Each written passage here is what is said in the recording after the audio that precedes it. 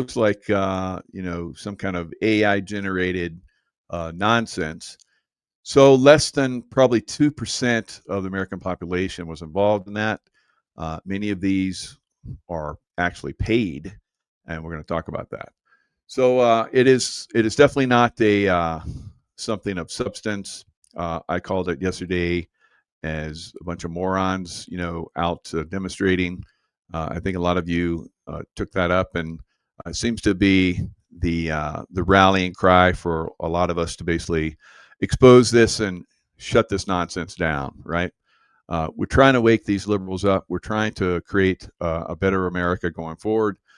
We can't let these the small group, percentage-wise, very small percentage of very suspect people, really. And I think, like I said, AI generated, which I'm going to show you, information and a lot of these aerial views of these protests, and and then we'll talk about the China, because our President Trump is basically exposing and stopping out China's economic takedown of the world. So that's something that's very valuable to not only America but also the world. So very, very interesting times that we live in, and let's jump in and look at some of this information. And the more that we expose this stuff, the more that we become, I will say, knowledgeable of their activities, the more successful we'll become, removing it. Like I had to remove that. What was that? I thought I had the right video up there. What's going on there? All right, so here we go. Here's the right one. So let's jump into this. Full panic and just talked over each other. Now, this woman did the scripted right-wing troll line, which I guess they must have forgotten to pick up their signs, because that's exactly what they did to me last time. And before that, a different paid protester. So this is the kind of journalism I love. Independent journalist Nate Friedman out there in the streets gathering information. He's been doing this for a while. They expose him, as you see right here, as a right-wing troll. Right. So he's exposing these people, and you're going to see that these people that he shows here are in multiple demonstrations, paid trolls themselves. With the exact same sign followed me around the Takedown Tesla protest. So who are these people really? Keep watching. What's the next protest? This one. He's got a camera. Just like he's got a camera recording you. It's up to you. I can't tell you. I really appreciate you talking. It's nice. A lot of people just run away.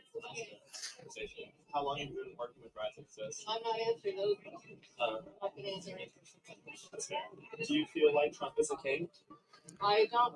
I'm not going to get into a good. So three of the people that he shows here, he's going to reveal that they're in multiple demonstrations, and they receive a lot of money. Conversations with you. I'm here to march on safe. What do you mean by Marshall? We help traffic. We help people with the traffic. We help cars redirect. We help bike messages. We're helping people be safe on the streets. Does that mean you guys are working with the NYPD? Yes. We talk to them. Oh, okay, I did not know that. That's interesting. But is there a briefing before, that you guys work with? Yeah. So how do they know that you're out there marshaling with them? They're not blind. And neither am I. This is you calling ICE thugs, and with a $50,000 bounty on ICE agents, you have blood on your hands. This is you taking it a step further and calling them the Gestapo. Back again at a different protest, and again and again. The company she works for is Rise and Resist. They're one of the nonprofits receiving a portion of the $7.6 million from George Soros, and were responsible for the Takedown Tesla protests that often resulted in vandalism. They claim that all of their events are non-violent, which is odd because there's hundreds of pictures of their protesters getting arrested. One of the things they love to do is organize sit-ins at Trump Tower, and they're politely escorted out of the building and released from custody almost instantly, which means that the supposed king is quite forgiving with people trespassing his family's home. The donation link to Rise and Resist goes straight through Act Blue. Now it's really her associates that are the star players on the protesting field. So Act Blue, as you guys know, is a Democrat money laundering scheme so that they can gather funds for running their campaigns and paying people off. Watch this. You see her? She works with Karen Shaw, the kazoo lady from the previous No Kings rally. This is her making the signs for Rise and Resist in their little print shop. Yes, I'm looking into this print shop. She protests whatever is on the schedule. Back again in front of the courthouse asking to abolish ICE, which is to take the sides of the vicious, violent criminals that have been deported by ICE. She wants to, quote, free them all, and she's doing this sit-in again inside of Trump's family home. The president is very aware of paid protesting now. Take a look. I had one the other night. I went into a restaurant, and this woman stood up. I looked at her immediately. She had money. They get paid for it. Their profession from Soros and other people. And we're going to look into Soros because I think it's a RICO case against him and other people. Because this is more than like protest. This is real agitation. This is riots on the street. Now I saved the best for last with this group because look at this guy here. Meet Casimir Yanish. He is a professional protester. Here he is with the infamous Karen Kazoo lady. You know how they frequently work in teams. Now, what is concerning about this guy in particular is not just that he is a professional protester, but that he is an election worker. His official start date was January 2020. According to his LinkedIn, he is a director of architecture and engineering at New York City. And according to governorsalaries.com, he's receiving an annual wage of $121,000. The question is he protesting on the taxpayer's dime? Casimir took part in the famous paid protester group photo that I've exposed. See the Karen Kazoo lady?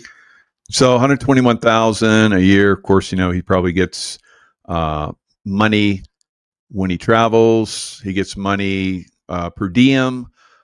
You know, that could be, you know, hundreds, thousands of dollars, depending on, you know, hotel stays and so forth when he goes on these trips. So he's making quite a bit of money. All these people are making quite a bit of money, guys, far and above what the average person gets. And they're part of destroying America. And that's the intention of this. Now, RICO, like President Trump was talking about, a RICO case against Soros, this has been brought up several times. A RICO case involves charges under the Racketeer Influenced and Corrupt Organizations Act, a federal law originally intended to prosecute members of organized crime.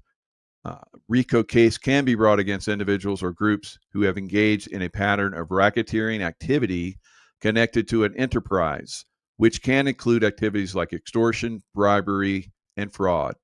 Penalties for a criminal RICO conviction can include significant prison time, heavy fines, and asset forfeiture. So I think we're going to start to see a lot of this brought up. Now we're starting to see a consistent every week. More and more people are being brought up with charges. You know, I think that this is going to continue and start to pick up pace. What this does is puts pressure on their legal teams. So the deep state obviously has a line of legal paid legal teams, and some people say that the deep state has you know, endless money. I don't think so. I believe that they're being pressed on every level. You know, a secure border is definitely cutting into their organized crime that comes across the border. President Trump going after Venezuela. President Trump, as we're going to talk about, going after China, is really going to start to cramp their style and their money laundering and so forth. So China, of course, I think is one of the biggest ones that gives them money. And we're going to find a lot of people, Biden administration people and I think, you know, some of these governors, probably a lot of these governors and mayors and some of their administration that have been paid by China. All right. So we're going to see massive numbers of RICO across the nation. People are going to start to get charged on an increasing level. Juan O'Savin is going to come on, I think, on the day that Hillary is potentially going to be charged. So that's going to be very interesting in and of itself. So that's really going to, you know, because we're seeing increasing numbers of these people that are being brought up on charges, I think it's going to really crack their system. and it's going to accelerate their downfall. Now, a lot of people have talked about how they're going to really start to push and try and cause problems. This stuff is really falling flat on its face, like this No Kings rally. I was like, when this was coming up, I was like, this will be interesting to see how many people are involved, and if this, starts to get violent. So I think we're seeing both were failures. More people involved, failure. Violence, failure. All of these things are starting to fall flat for the deep state. Here, and of course, Stuart Waldman, who was on the board of Resist. Casimir had no social media that I could find, but here he is on his friend's Instagram, and he's clearly labeled in the caption. According to Casimir's LinkedIn, he is also a Columbia University alum. And here he is at an alumni event. Casimir has donated to a fund that was established to provide legal assistance and financial support to those who get arrested at protests. So he's spending his money wisely, and as a graduate of Columbia, I'm sure he's proud of what his alma mater is up to these days. Next up, I ran into a woman with a guillotine poster at the peaceful protests. That guy in the hat said, "Get the fuck out of the way of me." Unbelievable. Yes. Okay, amazing. Can you tell me about your sign? A sign that I got inspiration from the French Revolution, and they got rid of their royalty and kings for good reason. Yeah. Yes. Is this like, do you want to kill Trump with this, or is it just it's symbolic. Yes. Yeah. His term needs to end as soon as possible, and we shouldn't support him because he's disgusting. Yeah. And he's So this is really good. So Nate, as you can see, his eyes are moving constantly. Smart man, right? Because these people can be violent, especially when he's showing this woman would like to have President Trump's head cut off, right? So he's amongst the enemy here. So these people at some point are going to get violent, guys. Right? They didn't get violent this time, but eventually they will. Their cities that they hide in are going to get super violent, right? So he's exposing all this. Hats off to Nate. Here I am subscribing. So good job, Nate. Hope you guys subscribe as well. He deserves it. Good job. All right. So more exposure, more knowledge about the deep state and their activities. More and more of us are getting involved. And as that continues, it cracks, cracks their system and starts to bring it down. They have to scramble to come up with other ways to expose this. Of course, my good friend Derek Johnson is doing his part. So here we have basically libtard mathematics, right? I'm catching a little bit of activity and basically calling them out like Derek does. When I had my post yesterday where I said moronic protest. So he says those protests got us over here shaking in our boots. That 2% of you are pissed. 2% of Americans, because we're not going to pay you to chop off your ham handles off when and then come to our schools and tell us why. Deport liberals.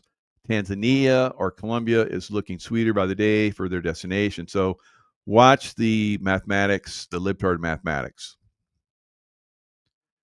So 7 million supposedly involved in their libtard moronic demonstrations.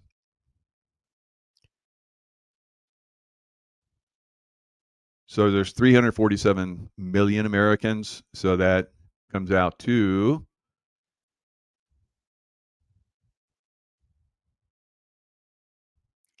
2%. All right, so 2% of Americans supposedly, and I'm skeptical if there's even that many, guys. Very, very skeptical that 7 million were involved in that. Let me show you some of the stuff these knuckleheads are putting out there, and then trying their best to, because liberals are usually like this, as we've seen. They will spread a lie, call us the Nazis and so forth. when obviously they are, and they'll argue and scream and shout and get some of their paid idiots to come and shout and hold up signs and so forth too, so that people think they're legitimate, but they're not. It's becoming very obvious these people are deranged morons. So look at this picture, and I'm just going to let you see it initially. Now, for me, I looked at it and I knew immediately what it was. And let's see if you guys get the same impression.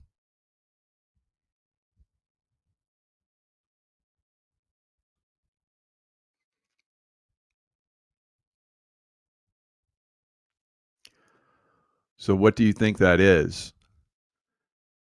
So this libtard is saying no Kings rally, upstate New York. Wow. Miguel Fornia. All right. So when I saw that, I was like, that's Woodstock. You know, we've seen lots of Woodstock and pictures over the years. Jade, you got it. CMS, you got it. A lot of you guys got it. Outstanding. Wow, I'm very impressed with this audience. Good job. Good job. CGI in the background. Yes. CGI in the background. So I said that yesterday. I was like, I think, I was little shocked that so many people were moronic out there doing these demonstrations. But then I started looking and I was like, these libtards, they like to do CGI, and they did it for Kamala. They did it for Biden and so many others. Yes. All right. Break torque. I like that. Yeah. 7 million my hours. Nazi lies. Very good. Very good, sir. So let's go down in here and look at this. So Miguel, no, so much emotion. No Kings was such a huge success. So Justin comes in and basically hammers it. You effing pathetic loser. All right. Don't hold back, Justin. You posted a effing photo from Woodstock years ago and pretended it was from the stupid No Kings protest. Only a born loser would do that. You effing liberals are truly sick lunatics with mental illness. I gave that a love. That's good. And 919 other people did as well. All right. So here he is right here. No Kings was such. So he's sticking to his lie. He's sticking to it. So maybe some people are like, well, maybe. And then we look down at here, and here's Will Whitlock.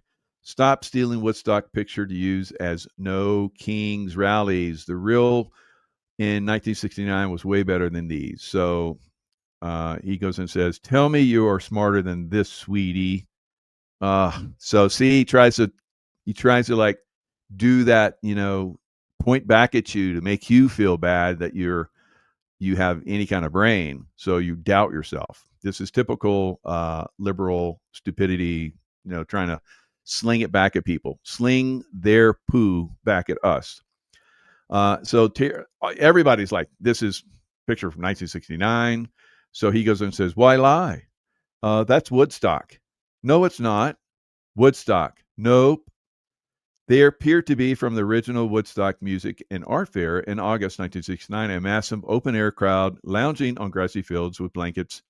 Looks like it, but it's not. This is a picture of Woodstock Music Festival back in the day. No, it's not. So this clown continues to lie over and over and over again. That's an old Woodstock photo. No, it's not. That's Woodstock. Nope. Woodstock. Nope. So maybe a few people were starting to doubt. All right. I don't know. Obviously, Woodstock. Nope. Looks like Woodstock to me. Why are you attacking such a historic day yesterday? Yeah, Woodstock. Nope. This needs a community note. Pronto. So then he kind of like backtracks a little bit. You not understanding the joke is everything. Thank you. This needs a community note. So when he's faced with possible, action against his lying, he backtracks. And then Liz Churchill, she comes in with laughing. And this was a good one. This is Donald Trump. A huge thank you to all the No Kings protesters yesterday. I was very concerned a king was trying to take my place. But thanks to your tireless efforts, I am still your president. Great job, all. So, and here's one from Wild Bill. Our No Kings protest last November was bigger. All right. So, as you can see, the red map for all the, I think this is the one where it's all the different counties that voted for Donald Trump. As you can see, America's red. So here it is. Here's the actual photo, guys. Woodstock. Prayer warrior. Good job. All right. So Grok. What event is this picture from, or is this AI generated? Grok. This image is a famous photo from the 1969 Woodstock Music and Art Fair in Bethel, New York, upstate. It's a real historical photograph, not AI generated. So boom. No King's protest is just code for my team lost and I can't handle it. So here we go. More Grok. Other people put the Grok. He took my pronouns. I have to live in reality now. So anyway, it was exposed. Now I think the photo is real, but this is AI generated here. It doesn't look real to me. I could be mistaken, but that's my thoughts on that. All right. So this is part of the loser team basically coming in and trying to mine F us. All right. So you have to be very careful with these clown towns because they're going to continually try and come in and disinfo us. All right. And I've been talking about this for years and trying to educate you guys. And obviously you're doing really well because almost so many people got Woodstock right away. Good job. All right. So you weren't fooled. So here we're going to go into the China, right? So this was a very good OAN channel, Ryan. So she put out a very good video here. I'm not going to go through the whole thing. It's like 4.5 minutes. And so my comments were the expanding Trump China block. So he's blocking China now, guys. And we're starting to see this. So I started to bring in all that. So I've done this for a long time. When I was in Pakistan in the mid about 2014, maybe 15, around that time frame. Those of us in CIA were kind of concerned that if they ended up kicking us out of Pakistan, which they did, especially when we exposed them for the OBL situation, hiding him in their country, we were like, who's going to come in? Because we're basically paying the Pakis to do the right thing, and everybody's like China, and sure enough, China's in Pakistan now, controlling Pakistan. Pakistan is very dependent on other countries for their income because they're not very good at producing. Although if they were given the opportunity, they would be. But corruption is very strong in Pakistan, obviously over the top in Afghanistan, who they try to control. All right, so don't be naive. Venezuela isn't some independent nation. We're not sending 10,000 troops and 8 warships over drug dealers. So let's listen to this a little bit. Trump is officially 3-0 with China. Here's what nobody's talking about. China had a heavy investment in Iran. Trump neutered them. China had a heavy investment in Gaza. Trump secured a regional firewall. China straightforwardly controlled Venezuela for 2 decades. Trump's moving in and China's blinking for a third time. And that's why everyone is asking the wrong questions when it comes to Venezuela. The cover story is this. Trump's military buildup toward Venezuela is about countering narco-terrorism and targeting drug cartels like Tren de Agua, which are tied to the President Nicolas Maduro's regime. But analysts go a step further and they still miss the mark when they say, well, this is really about regime change. It's neither of these things. I mean, yes, we've got a drug problem, but it's actually ties to a much bigger issue. Trump's Venezuela offensive is much bigger. It's his proxy war against China. And he's the only president in history who is actually fighting China where it hurts. As of this week, Trump has positioned over 10,000 U.S. troops and 8 warships. All right, so Venezuela is going down, and Maduro backtracked, and he was like, "I'll let you in. I won't." Talking about America, because ultimately, guys, this is about it's about economic warfare. China is doing economic warfare around the world, and America is coming in to counter that. And that's the big tale here. President Trump taking down the China economic system so that other countries get the wealth, and China doesn't steal the wealth. They're very stealth about this. So let's go into this a little bit more detail. When I bring some of these up, you're going to start to go, oh yeah, oh yeah, oh yeah, yeah. So again, knowledge is very important going forward in this overall war with the deep state.